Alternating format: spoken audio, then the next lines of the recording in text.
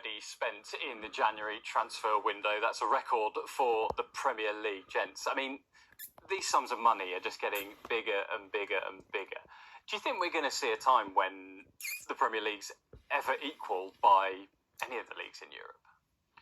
It's a difficult one to say, isn't it? At the moment, the amount of money.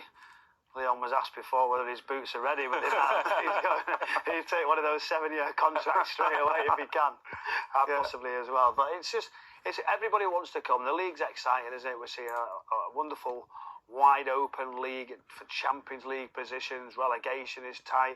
It's a proper league. But the question you would ask as well is, are a lot of the players coming for financial, or do they really want to play in this?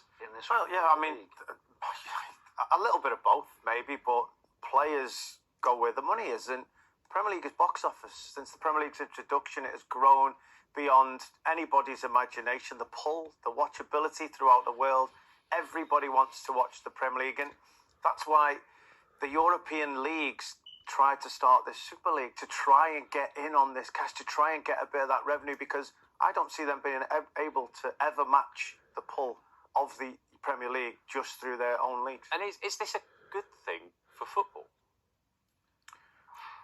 I think. Listen, I think you're talking about is when you watch how many countries the Premier League's put all around the world.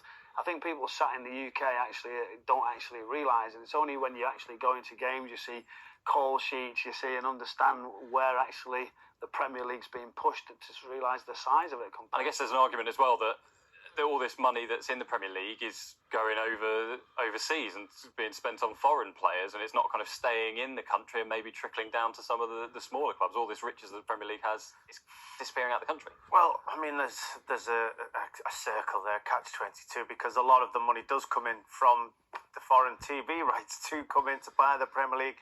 And the Premier League does an awful lot with regards to trying to give back to charities and everything that might be. What maybe we need to look at some point in the future I think is we do need to see it filtered down, don't we? Championship, League One, League Two, National League's getting really strong. So I think personally that's very important that the feed is still there. Can we make that a little bit stronger? That's one thing that we're not seeing that development a little bit lower as good as we should.